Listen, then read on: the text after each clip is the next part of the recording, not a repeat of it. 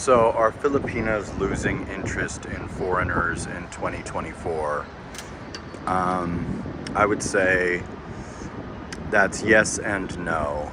I think a lot of guys have came over here recently and they have been a bit underwhelmed by their response from Filipinas after all the stories of the 100 virgins waiting at the airport and how it's so easy. I think in 2024, the landscape has changed here a bit. There's no longer restrictions for the sniffles. The message has been, the cat's out of the bag essentially with YouTube channels like this and much bigger ones, obviously. And a lot of guys have now came over here, and with supply, there is a lower demand for foreigners than there was before. I think that you need to work on yourself before you come to the Philippines. I think showing up here, 100 pounds overweight, with a big sloppy belly, or, having completely let yourself go and expecting to land a top tier woman in a Manila or a Boracay or a Cebu is probably a thing of the past.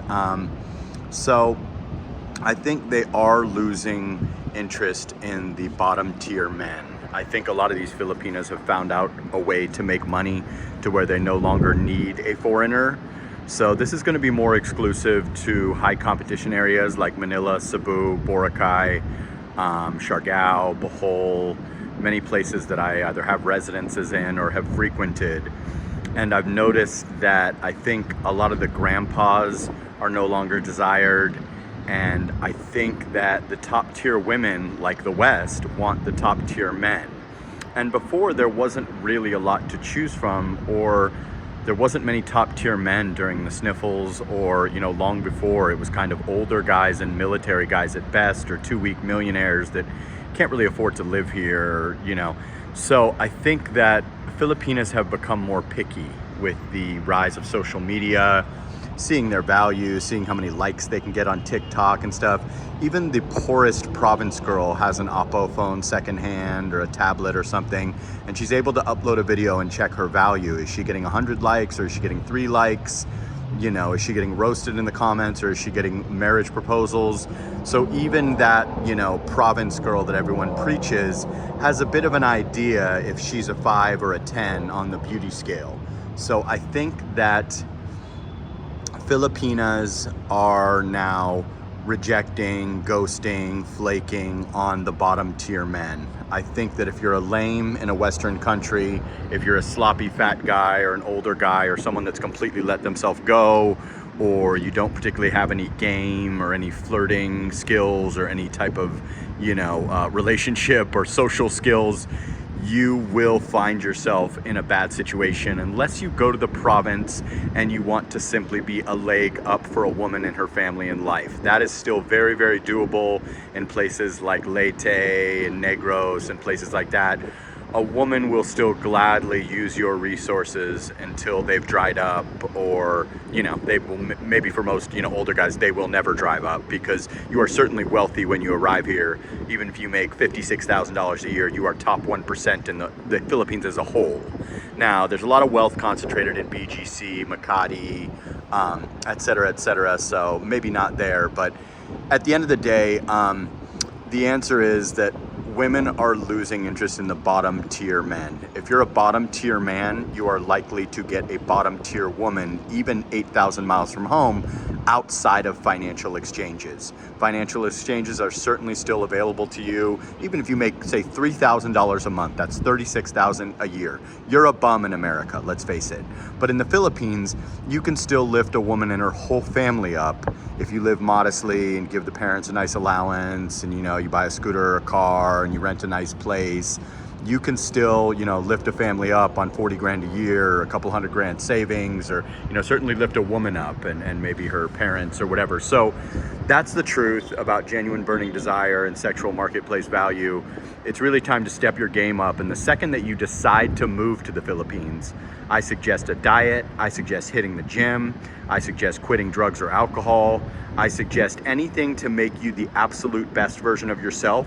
because this is not another planet where you can just show up like a big fat slob and bag a Miss Universe. It's never gonna happen, and it's just 2024, guys. The competition creates options, and options make a girl become picky.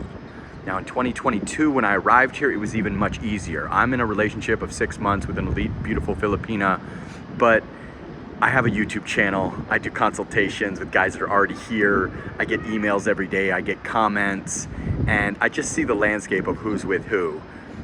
So if you take away the money, or you take away, you know, essentially being a sugar daddy, because obviously there's an advantage to being with a guy like me, or being with a guy that's, you know, 30s or 40s or whatever. Even if you're handsome, you're still wealthy by Philippines metrics. But at the end of the day, you got to step your game up, boys. Before you come out here, you plan a trip 6 months in advance, you can get yourself to be the best version of yourself. You can hit the gym every single day, if not do 2 a days. You can start eating grilled chicken and salmon. You can stop smoking, stop drinking, stop doing whatever you're doing. You can't do drugs in the Philippines, so might as well sober up. You can do anything that you can do to make yourself a top tier man. Now the bar of entry is lower. Guys that I think would be absolute lames, that are a little bit awkward, that are not exactly, you know, big time social skills guys and stuff, they're still dating like my girl's friends and stuff because they're tall, they might have colored eyes, they got a big bank account. And I mean, just a white guy that's tall or a black guy that's tall, you will still get a bit of attention, especially if you have a nice face or a nice physique or you're a hell of a talker. Don't get me wrong, but if you come over here at 60 or 70 years old, or even at 30 years old and you're 300 pounds, or you know, you're rude and you're arrogant and you're basically not, you know, a pleasure to be around, or you don't know how to sort of make things fun with the opposite sex, you're gonna fall flat on your face in the competitive areas. Now, if you go to Dumaguete and meet a Negros girl, yeah, you can still qualify. If you go to Leyte and meet a province girl that, you know, her family lives on $250 a month, you can still qualify. If you wanna go pay for play in Angeles, I mean, you're paying for play, so obviously you're good. But if you really, really want to get genuine burning desire from a top tier elite Filipina that earns a massive salary and is extremely beautiful, you have to be a top tier man. And that's not just money, that's looks, money, and personality, to be honest with you, because these women speak English, they probably dated foreigners before, they have social media, they have their crush movie star, their crush, you know, athlete, whatever, and they're very tuned in to pop culture and cinema and music and all that stuff. So they're not these, you know, province girls that don't know anything. And even a province girl has a smartphone and has TikTok and has YouTube and has Facebook and knows if she's getting 80 messages a day, etc., etc. So basically the message of this is women have not lost interest in expats and passport bros. They've lost interest in the bottom tier. They've lost interest in the ugly ones. They've lost interest in the fat ones. They've lost interest in the unpleasant ones. And they've lost interest in the guys that are ridiculously old. The young guys are still winning. I have guys I've done consultations with that are in their 20s all the way up to in their early 70s. If you're a charming guy, if you keep yourself together, even at an older age in your 60s or 70s, you can still get results, but be age appropriate. Try to date within 20 years of your age. So if you're 70, try to date a girl that's late 40s maybe at best. If you're my age, you want to date I'm 47, you might want to date a 29-year-old and up. You must be realistic if you want genuine burning desire. If you don't give a shit and you got $1 million and you just want to enjoy a younger girl, what's legal is legal, knock yourself out. But you'll have nothing to talk about if you're talking a life partner. So that's just my opinion. I don't know everything, but I've been here for 18 months and I dated a hell of a lot of girls before I found my girl. I know who her friends are dating. I have a pretty big YouTube channel. I speak with expats and passport bros all the time, all day in my live streams at 9 a.m. And I just really have to let you know that the landscape has changed and the interest level has dropped, and really just the competition has increased. Supply and demand, my friends.